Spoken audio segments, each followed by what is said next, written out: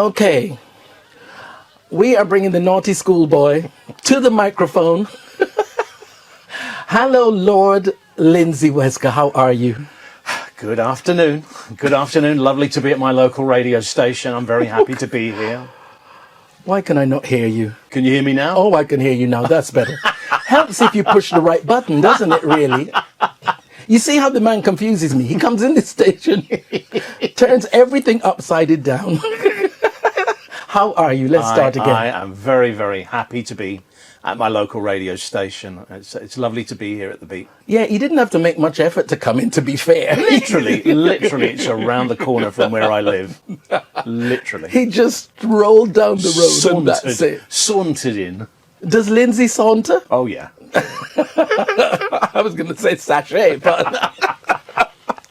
How have you been? How's your weekend going? Yeah, the weekend's great. Had a great radio show yesterday afternoon on another radio station that shall remain nameless. Oh, does it have to remain? We all know you. We all know where you come from. It doesn't have to remain nameless. We all know. And then I was really, really tired, and I got into bed very early, and I slept for 10 hours.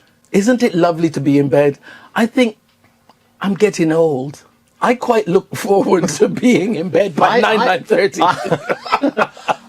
When I get out of bed, I look forward to going to bed. Exactly. You get out of bed, look at the watch and go, how much longer? I'm just very busy, so I'm tired, you know. Exactly. That's the thing. You know, you just got a lot going on. I do. A lot going on.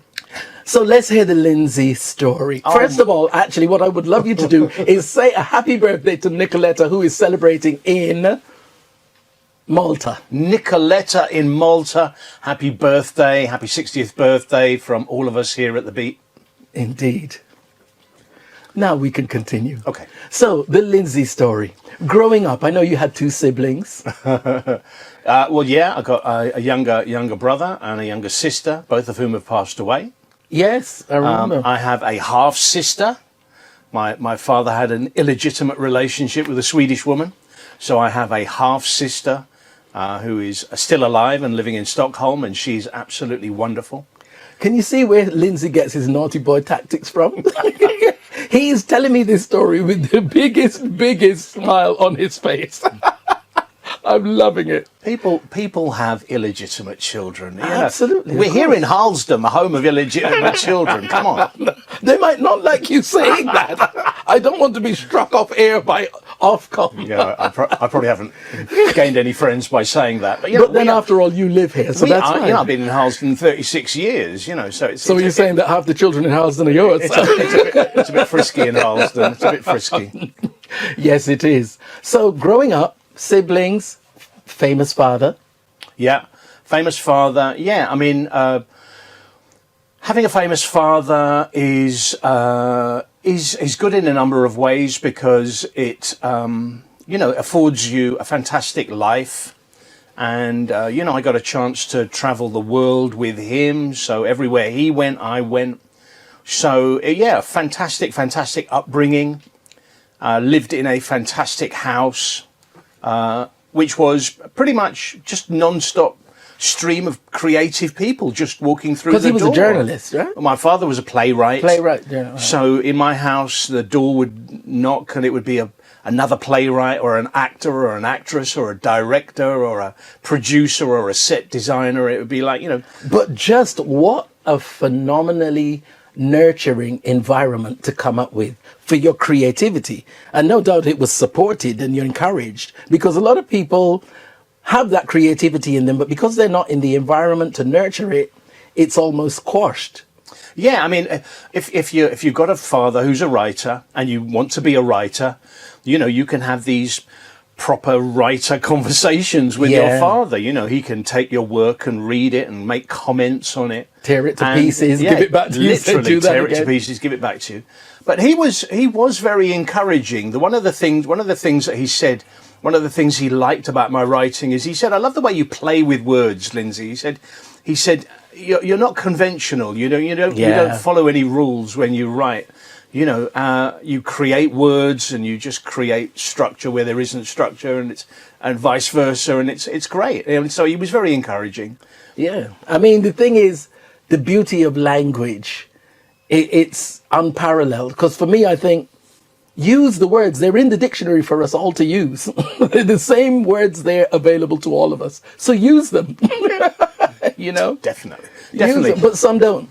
So obviously fantastic, nurturing environment, as you say, but also kind of living up to him and kind of following in his footsteps was always going to be difficult. Yeah. Because he was taught in school. My wife was taught his play in school. So she read all about me and my family in school. Yeah. So, yeah, it was quite unnerving for her to... But also unnerving for you to live up to that with your writing. Precisely. I mean, when he was coming through in the 60s and 70s, he was a virtual rock star. I mean, he was like, women were literally throwing themselves at him. Hence the Swedish Daughter. Hence the Swedish Daughter. Well, you mentioned it. No, Elsa is amazing. She's a diplomat. She's amazing. Oh, you can't get any better than that. They've done pretty well. Yeah. So what was your first job in journalism? Because obviously we hear now, your love of writing and words and linguistic skills, which he does use. He's one that I look up to and actually read what he writes on social media. The rest of it, I just scroll through because I'm like, they can't even string this sentence together. But hey, that's another show. What was your first journalistic job? My first job in music journalism was on a newspaper called Black Echoes. Can I just take a deep breath? This is one of the reasons why I'm so excited to have him here, apart from the fact that we're friends. But he was somebody that I was reading his stuff as I was growing up and looking up to. Take the mic. You've really aged me there. So I got a job on Black Echoes. There was a girl writing on Black Echoes. Her name was Stephanie Kalman, and Stephanie Kalman and I went to drama school together. We went to the Anna Scher Children's Theatre together. And when Stephanie left Black Echoes, she said to the editor of Black Echoes, look, don't bother advertising my job. Just give my job to this guy over here. And she knew that I was a complete junkie. I mean, she knew that my very last penny was spent on vinyl. So she knew I could do the job. I could hit the ground running. And yeah, I hit the ground running, and I was able to do the job. And you see, that's what's the wonderful thing, because you had two things going for you.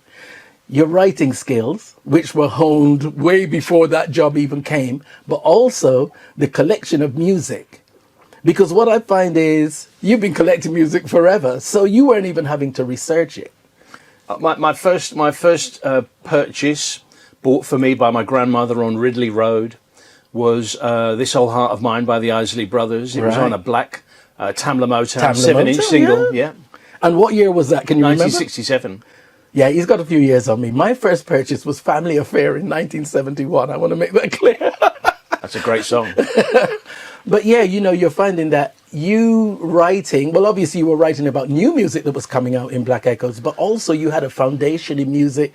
We come from an era where you had the in-sleeves with all the information. Absolutely. And on the back. Well, where else could you get the information? The only place you could get the information was from newspapers and magazines. We had Melody Maker, we had Sounds, we had NME, we had Black Music and Jazz Review, which was a monthly colour magazine, and obviously we had Black Echoes and Blues and Soul.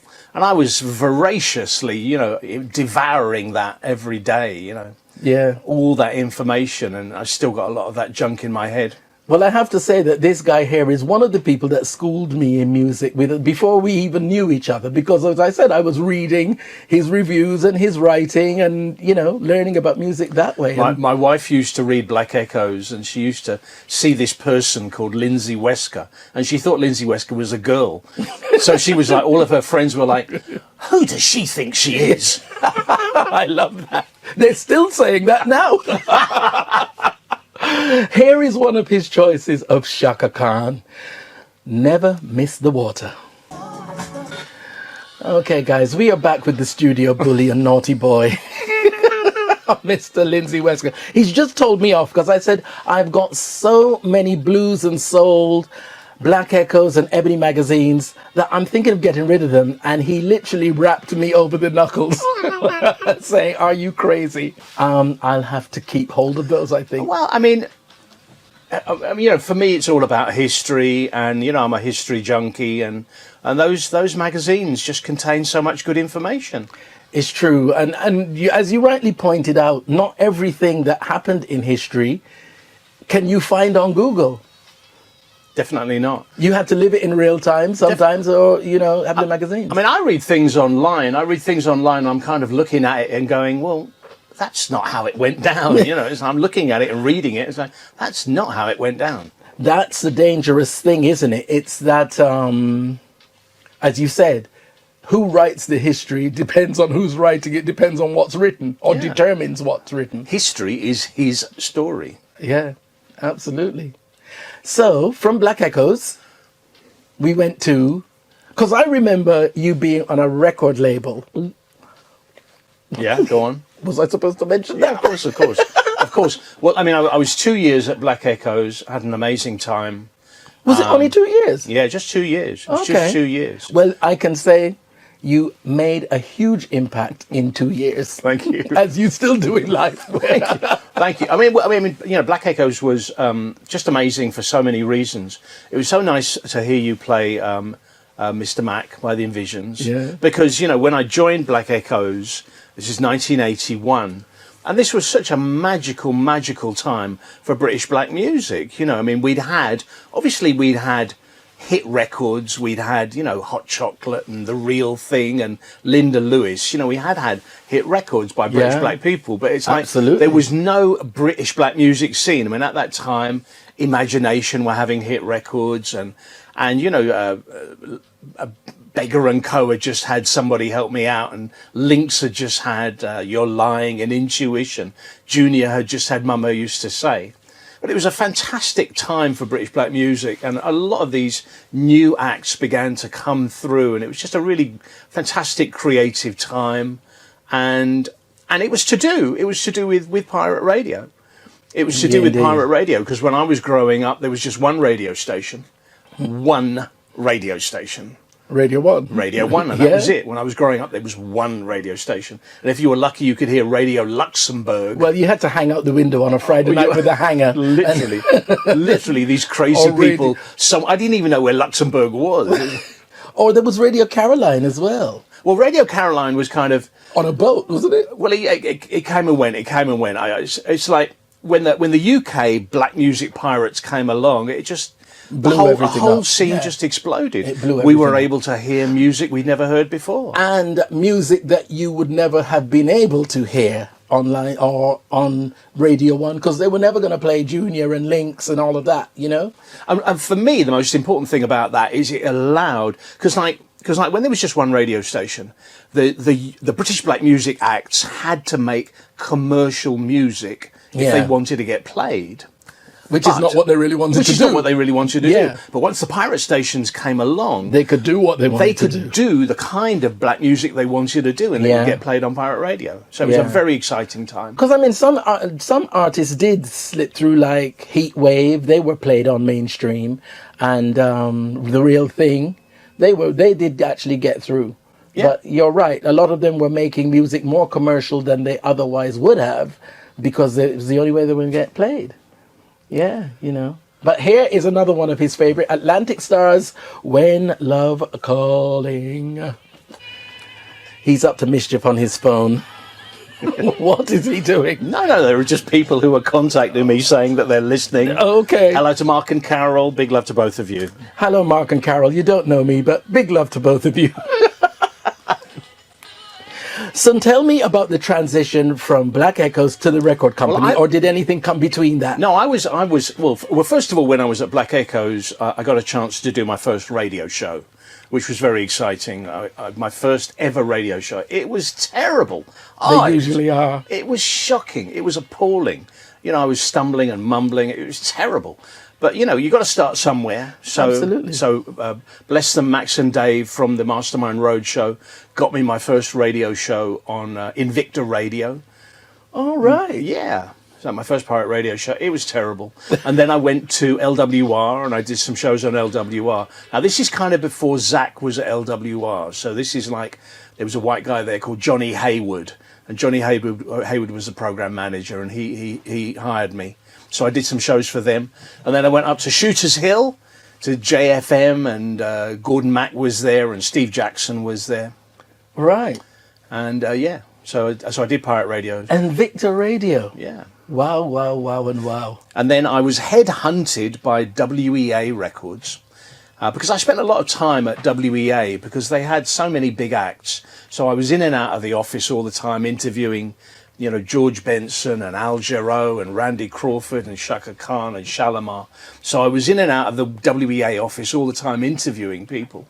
And so the girls at WEA said to me, "Oh, you should come and work here." I was like, what the hell would I do? What would I do? What the hell would I do? And they went, "Oh, you should be an A&R man." And I was like, what the hell is an A&R man? I had no idea. But they hired me anyway. And ironically... So your role as an A&R man, what were you doing? About turning around in circles in the office going, what am I supposed to do? Literally, there was nobody told me what I was meant to do. Nobody gave me any guidance. Really? Literally, nobody gave me any guidance. There was no induction, nothing. Nobody told me. So you just turn up for work. They assumed I knew what A&R was. So And you had to pretend you did. I was meant to sign artists, license records from America, kind of help the artists that were signed to the label with their projects. So, yeah, there was this guy called Stan Campbell, He was the lead singer on the specials, Free Nelson Mandela. There was a tall guy at the front of the stage, Free Nelson Mandela. A guy called Stan Campbell. And he was from Coventry, and they signed him as a solo artist. And it was my job to find him producers and find him songs and help him to make his album. And that's a big part of what A&R is. But I didn't truly understand what A&R was, ironically, until I left the music industry. Until I stopped working for record companies. You know? Oh, right. So it was only once I'd left. A&M came after... A&M came after WEA. That, right. Okay, we're going to hear another one of his favourite tracks because he sent me these in advance, you know, bullying me. Anyway, Get Down Tonight, KC and the Sunshine Band. Lesson here. He's going, I don't know that track. And I'm standing there going, really? So where was that? We're educating each other here, which is what it's all about. I have to shout the lovely Paulette Harris German on the board of directors, I have to say. Ooh. So great to have you listening. And we have got more great music and naughty schoolboy chatting after the break. No, I'm sorry. I can't talk over this. I cannot talk over this. It's one of his favorites, Anita Baker, giving you the best that I've got, but I can't talk over it. I'm sorry. Yes, we've only got good things to say about Anita Baker. We love her. So big shout to Aileen Fletcher, Queen of Streets, up there in Scotland. Ah, yes. I hope you're enjoying the show. And Lord Lindsay Wesker having his wicked way with me in the studio. So many beautiful people listening to the show today. So many. Got to say hello to the party girl. Definitely got to say hello Which to one is that? Party girl Barbara Jones. Oh, well, yes. She is a dirty stop out. She really is. Well, I already shouted her at the beginning before you even came in, because if you see the things she was saying about us, outrageous. And beautiful Tracy Woodson, of course. Got to say hello to her. How are you, Tracy? Yeah, listen, we're crossing over on people here, you know. We're crossing over here. They are people of good taste. Absolutely, absolutely. So, tell me about your time at A&M. So I then I got headhunted again. I got headhunted by A&M Records. So I went to work at A&M, and yeah, wow, what an exciting time at A&M Records. So they asked me to sign acts, and I signed acts. And they asked me to work on the product on A&M, and the A&M roster was just unbelievable. I mean, it was Atlantic Starr, it was Jeffrey Osborne, it was the Brothers Johnson, yeah. It was the big Janet Jackson Control album. You know, it was a very exciting time to be at A&M. Now, I can remember going into A&M because I was working with an artist called Les Adams. LA Mix. That's right. And it was signed to with A&M, and it was at the end of King's Road, New King's Road, I think it was. Yep. And I went in there to get my money. It was like, so I went in there and I remember seeing you, but I didn't know who you were at that time because I'd never seen pictures of you in Black Echoes. So, had no idea that head that I was seeing behind the desk was Lindsay Wesker. I think you gave me a dirty look up and down. I most certainly did not. Oh, I was used to it back then. But yes, I remember an artist that I was working with, Les Adams. May he rest in peace. May he rest in peace, and his wife Emma. We did 2 singles, Mysteries of Love was one. Coming Back for More was the first one, but I was on the second one. Coming Back for More was the world premiere sample. That's right, Love that tune. Yeah. So those 2, and then he kind of disappeared. Yeah. Yeah, I mean, Les was obviously, a major part of the DMC. Indeed. Absolute pioneer in his day. For real. Yeah, and then he made great music. It was a good album. Yeah. It was a good album. Yeah, the time at A&M was good. But as I said, I learned a colossal amount about A&R having left record companies. So when I was at A&M, I signed artists. I signed really, really good acts. But they had no audience. Right. And this is the secret of A&R. If you sign somebody with an audience. Because it's like, if you sign somebody who doesn't have an audience... Well, I guess if you sign them, because I think there's a quandary there, isn't there? You see the artist and you think, you're really talented, we can build something with you, or you want a ready-made product, as in you're a talented artist and if you just sign talent, then you've got to build an audience. Yeah. And maybe you will be able to build an audience, maybe you won't. The safer option is to sign talented people who already have an audience. And this is what I only worked out having left record companies. But did you manage to build audiences for those artists No. I didn't have an audience? No, I signed talented acts and I wasn't able to build an audience for them. Really? Yeah, I wasn't able to. So they just disappeared into the ether? Yeah. Because I remember another artist I was working with, playing keyboards for her, Sarah Washington. Yeah? I remember that name. Yeah. I don't know where she disappeared to, but hey. Well, I mean, having been in this industry as long as we have been, we've seen unbelievably talented people come and go. Yeah. But these aren't going anywhere. The Winans and Heaven. You see, the Winans cannot be interrupted. The Winans cannot be interrupted. Absolutely beautiful. I'm covered in goosebumps with that track, Heaven. Oh, love it. So, Mr. Naughty Boy. Wait. Oh, have I got to wait? We have to go back to Paulette Harris Sherman. Okay, hold on. As you can see, who's running the show here. Okay. Well, apparently, I have to go back. No. Don't mind me. It's all right, don't mind me. Yeah, no. We have to go back to Paulette Harris Sherman, who we both love, who is local to us here. She's just around the corner. And she was a part of the board. I mean, she's just sent me a note. She was one of the board of directors. Correct. Of the people who founded famous Harlesden pirate radio station, Time FM. Yeah. And she sent me the same message, by the way. One of my distinct memories of doing promotion at A&M was when I had to do promotion on a certain record. And they said, go to these 3 radio stations. And I'm like, where are these 3 radio stations? Anyway, I found them, right? They were all on Harlesden High Street, right? Okay. 3 radio stations. So I came out of one, walked 10 yards down the road, went back in to another one. There were 3 pirate radio stations on Harlesden High Street. How convenient that was for you. I mean, beats having to go to Baker Street and then down to the King's Road. And, yeah. And that was before I lived in Harlesden. Oh, right. So not so convenient. Yeah, so not so convenient. But it was just amazing. Harlesden was just thriving. It was the place. It was the place. Right. Different times. Yeah. Different times. Different times indeed. So then we went from A&M. Yes. To MTV? No, Kiss? No. Because there's so much in here. I'm sorry. In 19... Guys, can I just tell you, this interview is going to be longer than an hour. I'm just going to keep him here with me. We're going to talk through the whole show and play music in between because we can't cut this story short, okay? I'm just letting you know. All right. In 1986, I joined Kiss FM. I joined a pirate radio station called Kiss FM. This had to be after A&M, right? Yeah, this is after A&M.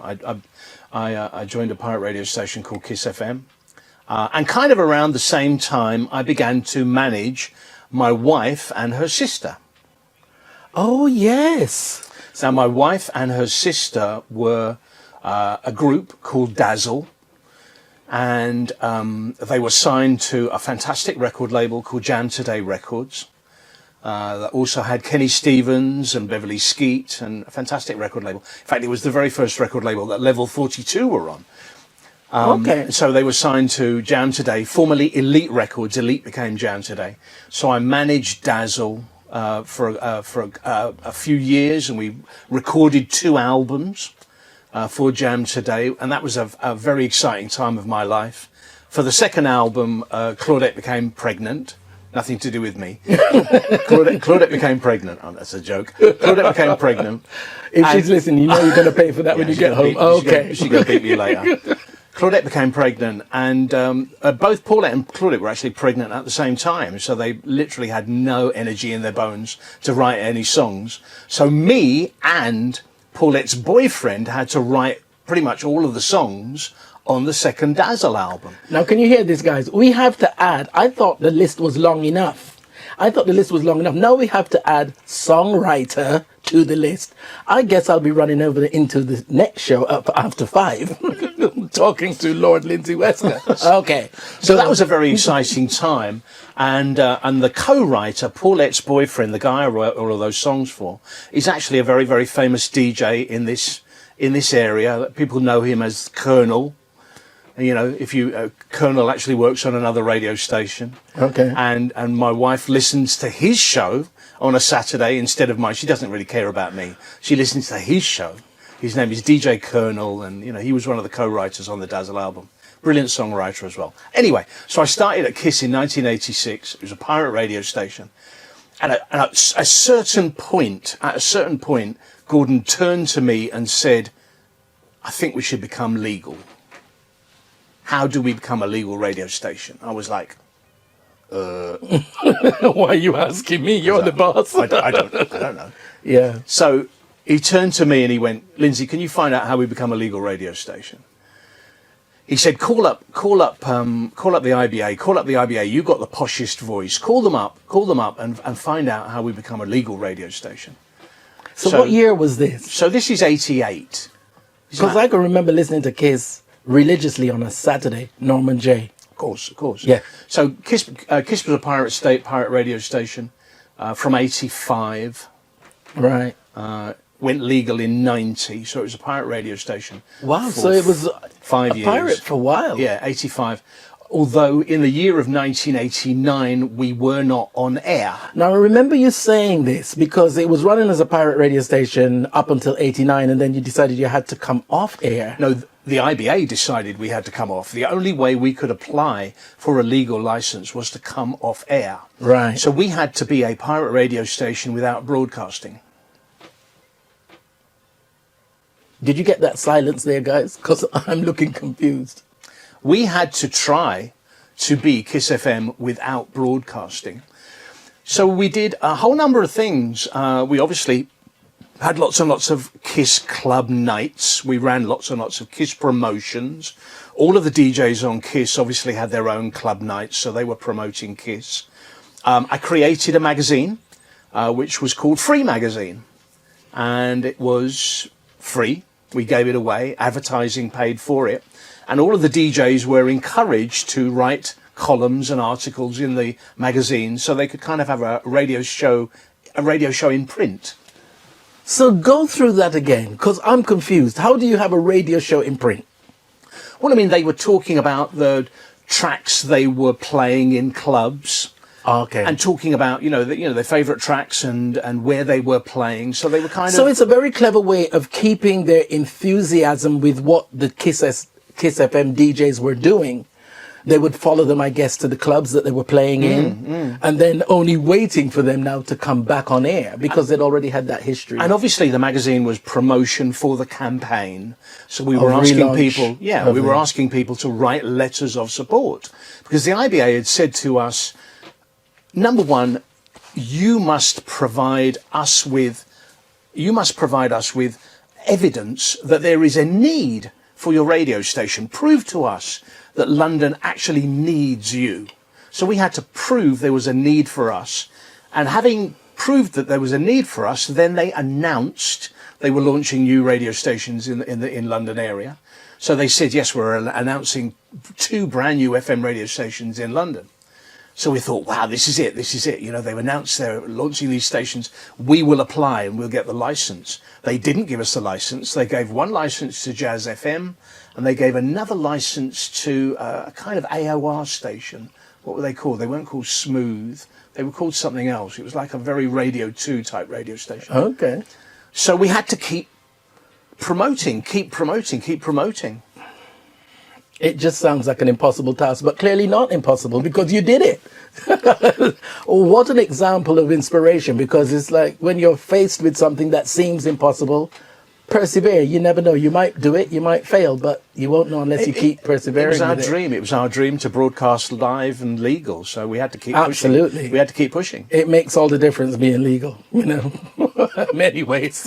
Here are the Jacksons with Give It Up. One of my all-time favorite Jackson tracks, and Mr. Wesker's apparently as well. Love it. I was really glad when he sent me this track, I have to say. Love it. You know, when a track is written and everything is in the right place, exactly where it should be, this is one of those. Definitely. Janice Birch, lovely to have you listening. So from Kiss FM, tell me, sir. Well, then I went back to record companies. Did you go back to A&M? No. A&M was way before that. Before that. So I did three independent labels. I did a Japanese independent label called Avex. I did an Australian indie label called Mushroom. I did a very, very English independent record label called ZTT. And yeah, they were all 3 of those jobs was just so interesting. Really, really interesting for a wide variety of reasons. I'm sure. As explained in the book. But yeah, we're going to get to that. Don't worry, don't rush me. Can you see he's trying to steer my interview? It's like I've been invited to his. Do you know what I mean? Am I saying that into the camera? Okay. So, okay. I'm not ready to go to the book yet. I'm not ready for the book yet. I'm sorry. So yes, continue with went back to the record label. So I went back to the record labels. You know, very, very interesting experiences. I mean, I'll just give you one story from Mushroom Records. I was working. I was kind of doing artist kind of liaison with a black female artist, and you know we had some really, really good music, and we were doing a kind of some promotion at Tower Records in Piccadilly Circus. Wow! When that was still there. And you know, we went in, and she was there, kind of, you know, taking photographs and signing autographs and everything. And the buyer at Tower Records said to me, "Look, Lindsay, you know, I love your artist, love the song, but you know, if a British black music fan has got £5 in their pocket, they're going to buy an American artist every time." I'm having to say that through gritted teeth, because I can remember, but still almost to a degree, when we were buying music back in the day, you know, you went into the record shop and was it going to be the Jones Girls or was it going to be Lynx? You know, was it going to be Dexter Wansel or was it going to be the real thing? You kind of... And now you've got a generation of British black music artists who are kind of going, you know, God, it's really hard to break through. It's really hard to sell music. And it's like, well, the problem is British black music fans, because British black music fans prefer American artists. You see, this is why I love Lindsay, because he just tells it as it is, blatant, flat. They just prefer it. That's it. Those are the harsh realities. And it's like, morning, guys. It's like you can be from Peckham, you can be from Clapham, you can be from Leytonstone, you know, you could be making the best music in the world. But, you know, it doesn't matter if you're from Detroit or Chicago or Los Angeles and you're making mediocre nonsense. you'll be put up on a pedestal. Really? Do you think it's that blatant that you would just prefer something because it's American, not because you think the quality is any different? This is the history of British black music fans. They put very, very ordinary American artists on a pedestal, and they just don't show enough love for their own. Okay. I mean, let's just take one of the greatest albums ever made, the Carol Thompson album. Oh, my darling Carol. With Hopelessly in Love and Simply in Love, and, I mean, that is a faultless album. Yeah, it's flawless. From start to finish. And it just, she doesn't get enough respect. The album doesn't get enough respect. It had its 40th anniversary. Was it this year or last year? I think it's 40 years, with her on the front of the Mercedes. Sitting on a car. I mean, it's a magic album. My boy does love his reggae music. Big shout to Sherry Class. Always. Always. Raymond Blair, present and correct. Great to have you with us. Here is Billy Griffin, Hold Me Tighter in the Rain. This has to be one of your favourites. So, Lord Wesker. Yes. We've got up to which part now? Where have we got up to? Because I'm losing track of stuff here. It's like, we've done Kiss FM, we've done, so we did Kiss FM. Yeah, so we did Kiss FM, 3 record labels, and then I was at a loose end, and I saw an advert in the Guardian newspaper, and it said that MTV were looking to create some new television stations. So I applied for that job, and I got a job. MTV in the UK had started kind of moving music videos out of their programming. And, like America had kind of become more of a reality TV station. Yeah. Kind of focusing on Punk'd and Pimp My Ride and Cribs and, the Osbournes. Catfish and all that. And Jersey Shore and programs like that. And a lot of people in the UK were kind of saying, hey, where's the M in MTV? So the UK office decided to create some new television stations, some new music video television stations. So I was employed to create a hip-hop and R&B television television station. So I created a station called MTV Base.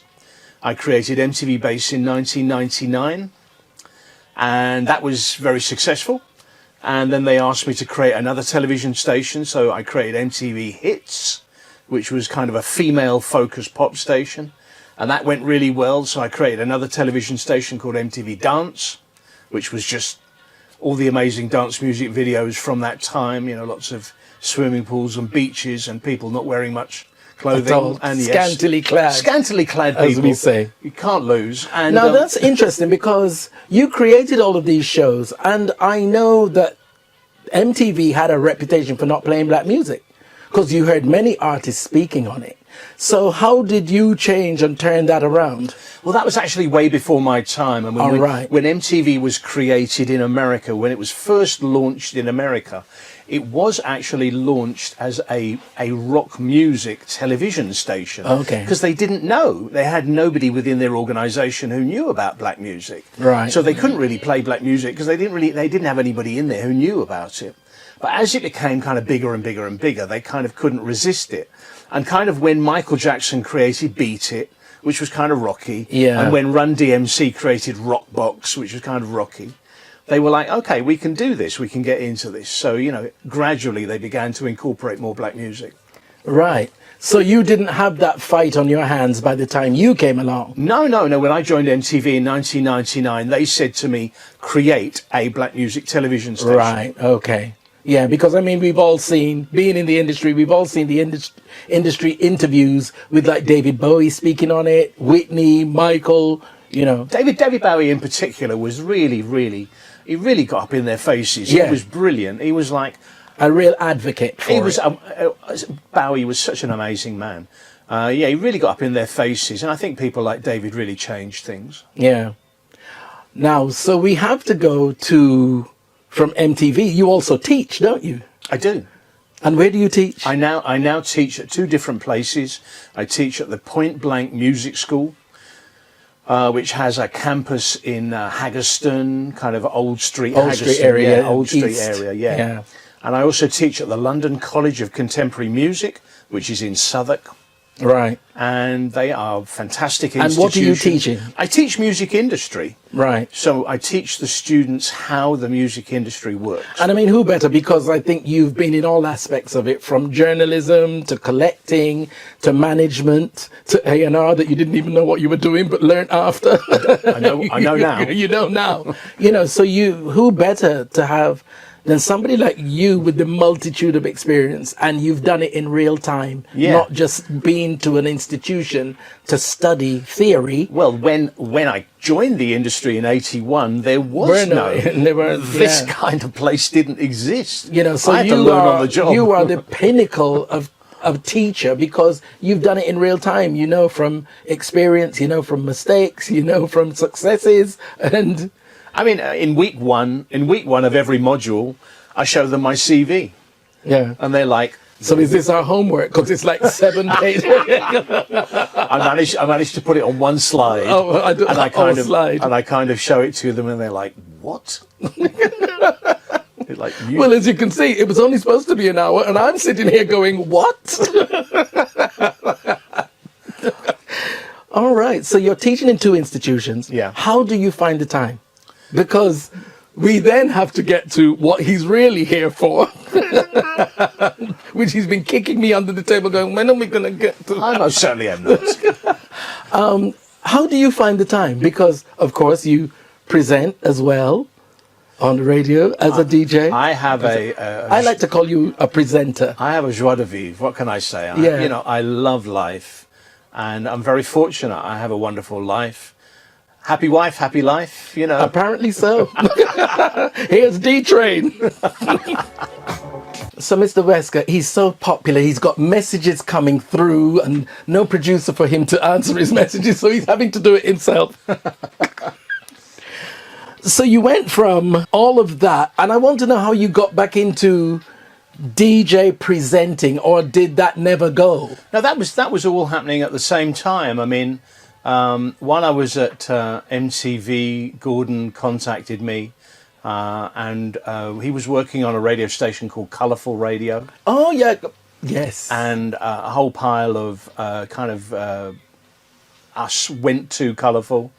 I mean, the people at Colourful wanted Gordon to just kind of resurrect their fortunes. They'd launched and they weren't really doing that well. So they hired Gordon to kind of put them on the map. Okay. And Gordon did what Gordon does. I mean, he's got a million friends in the club and radio world. So he recruited all of us, and we all came to Colourful.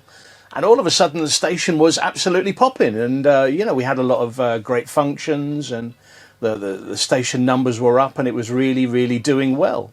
And then Gordon decided to create, his own thing, My Soul, and that's, the rest is history, and we're all there. Because it did seem that like you were all at Colourful, even DJs that now aren't at My Soul. It seemed that everybody had migrated from, Elaine, Jazzy Q, HB, as well as you guys. You were all there. Yeah, I mean, when Gordon created his own thing, he commands an enormous amount of respect, and everybody knows him and trusts him. So, when he said he was creating his own thing, they were like, yeah, where is he? Well, I guess you had the history with him from Kiss and saw what he did there. Well, I mean, I met Gordon in 1982. I wasn't born yet. When I was at Echoes. I met him at Echoes. I mean, when I met him at Echoes, he was just, he was just a club DJ, just running lots of functions all around South London. He had a girlfriend who was a hairdresser, and he had a different hairstyle every time I saw him. He was kind of a guinea pig. He was, literally. He loved it.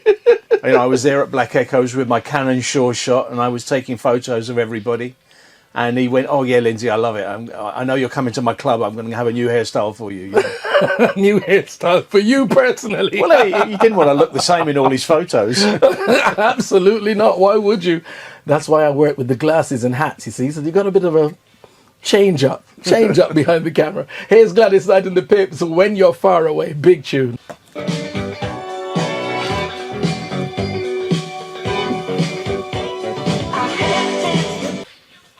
So we have to get to the point that we are here for, because he's like, okay, is this going to go on much longer? I am not like that. The book. Let's hear it. You paint me out to be such a monster. Absolutely not. Nobody that knows you, stop being a drama queen. Nobody that knows you thinks that you're a monster. Drink some water. Calm down. Thank you. So the book. So in spite of all of that, now he's added author to the list. Come on. It's absurd, Lindsay. It's absurd. You make me leave talking to you feeling inadequate. Oh, for goodness sake. Listen, I'm dragging you into my show. Yeah, you're going to do my show. Huh? It's going to be the A to Z of Barrie Thomas, definitely. You know that blue light I spoke about earlier? I think it's just come. Yeah, you're coming onto my show. We're gonna get your top 20 tunes of all time and your life story, definitely. Okay, if you say so. Back to the point in hand.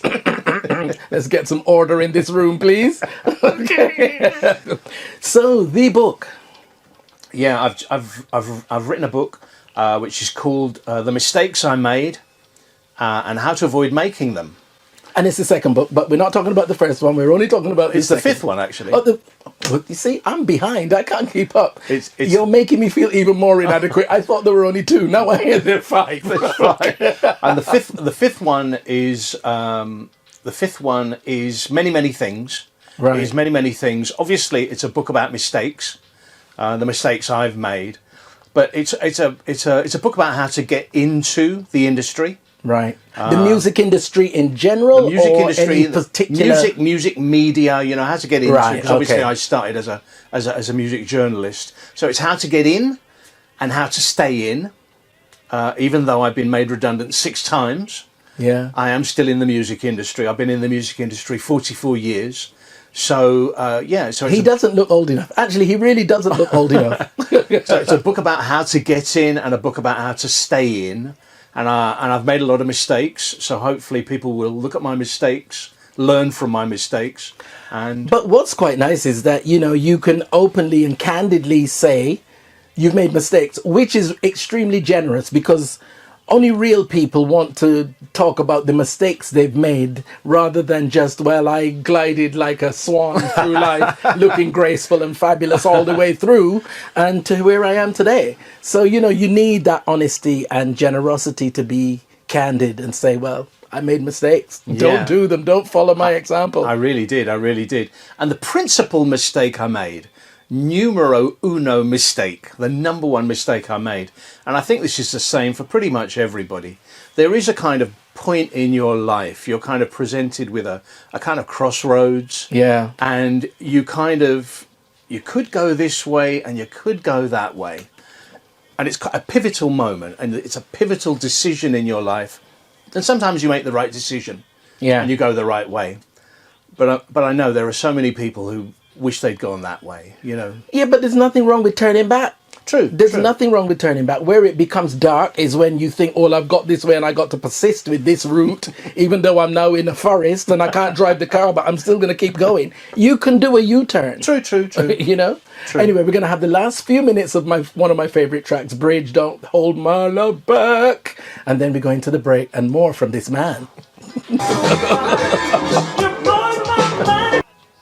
Am I going to get any cheek about my guilty pleasure by the wonderful Stephen Bishop? On and On. Absolutely love it. What a fantastic song. Thank you. And of course, Aswad had the very good taste to cover it. Yeah. But when it's a worry is when people think Aswad's is the original. Oh, no. That's why you have to go, no, we'll have a little history lesson here. This is Stephen Bishop. Okay. Oh, well, I think I'm going to do a version excursion, actually. And bring Aswad on after. Okay. But in the meantime, we are going to speak a bit more about your book. Is it my turn? Oh, it's your turn. It's always your turn. It's your interview. So, you know, as we saw earlier, he put me in my place. No, can you just be quiet for a minute? I want to talk about this. Okay, Lindsay.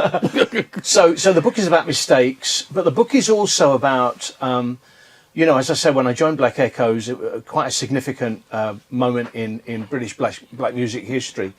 And it's quite interesting that Chris Hill passed away last week. Yeah, I mean, he was one of the foundation stones of.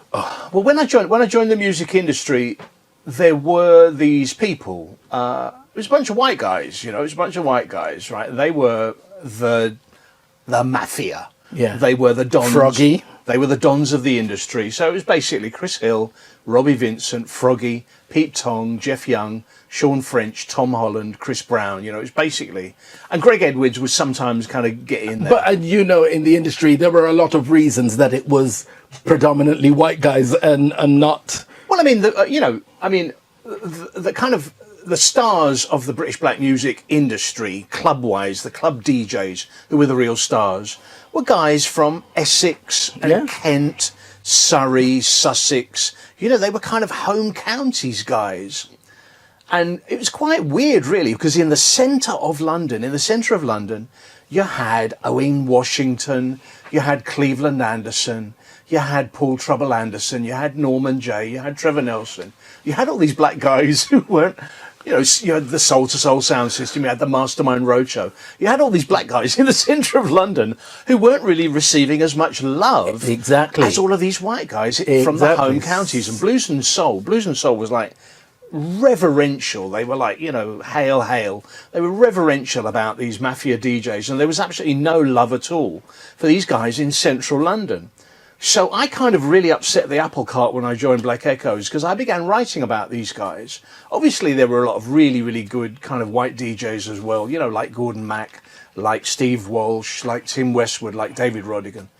And you know, it's like there was a lot of people who weren't being written about. This is the thing. It's not that they weren't great white DJs. They were. But they were also great black DJs that weren't getting the recognition, and they knew the music better than most. But, you know, for what was going on in the industry at the time, we know why that would be. Well, part of the book also recounts a story. I had a conversation with a guy called Dave VJ, and I did a book with Dave VJ called Masters of the Airwaves, which was a history of sort of British black music radio. And I was reminiscing about the Royalty in Southgate. And I used to go to the Royalty in Southgate. You know, there I would hear the monster... The best sound system ever. Froggy Roadshow. Yeah, the Monster Roadshow. And I remember going into Royalty in Southgate with my girlfriend, and I remember hearing Stomp by the Brothers Johnson. And it was used to do that mix of the two of them together. Man, it sounded so good. And Dave said to me, well, I'm glad you got good memories of the Royalty, because me and my mates couldn't get in. I struggle with that. I really struggle with that. But I mean, everybody's experience is their experience. But my entire club life was in the West End from the age of 13, from Crackers, from 100 Club, from Jaffa's, Horseshoe, you know, the Electric Ballroom. So when I'm hearing these people saying they couldn't get in, I'm thinking, well, why couldn't you get in? WAG, Café de Paris, Legends, Titanic. I think you were probably very, very stylishly dressed. Absolutely. That goes without saying, doesn't it? And they would have looked at you and would have thought fashion industry. Yeah, which was true. Right. So you weren't, you know, just an ordinary looking guy. You were a pretty special looking guy. You know, you were impeccably dressed, fashionably dressed. They would have looked at you and gone, fashion industry, we can let him in. Okay, but not at the age of 14. Well, maybe, yeah. I'm fairly certain Barrie Thomas, maybe, at the age of 14, was impeccably dressed. But anyway, back to the book. Never mind my dress sense. So you know, it was a period of time, wasn't it? You know, it was like clubs playing the best black music around, you know, Roy Ayers and Donald Byrd and, you know, Teddy Pendergrass. And, you know, a lot of black guys standing on the outside on the street trying to get in, and they couldn't get in. Yeah. So it was a kind of strange time. And one of the things I think that broke that down was pirate radio, and the pirate radio stations really didn't care who you were, you know, what you looked like, you know, your colour, your sexuality or anything. It's like, you love the music, you are welcome, come in. And that was one of the best things about pirate radio, you know. Yeah. All of those stations really broke down a lot of barriers. Yeah, definitely. So the book is available via Amazon. I put a link on your page. Okay, guys, so go to my page and check it out. It's never too late if you want to get into the music industry. It's never too late. Well, listen, I'm in it, so he's still in it. There's hope yet. Oh, here are the OJs. Okay, you know me and my Philly. You know me and my Philly, okay? You know it. I take it in the veins. I take it in the veins. The OJs put our heads together. Well, No, I keep making that mistake. Lord Lindsay Wesker, great to have you with us. Thank you so much. Thank you so much for coming. All the best with the 5 books. There was me thinking it was only 2, but all the best with the 5 books. Thank you. Thank you for having me. Lovely to be here. Now you're scaring me. He said that he wants to interview me. It's going to happen. That's what he thinks. I think whatever dates he presents, oh God, I've got something on that day actually. You'll be busy. I'll be hiding under the bed. Thank you so much, Lindsay. Always great to see you. Have a great Sunday. Thank you so much.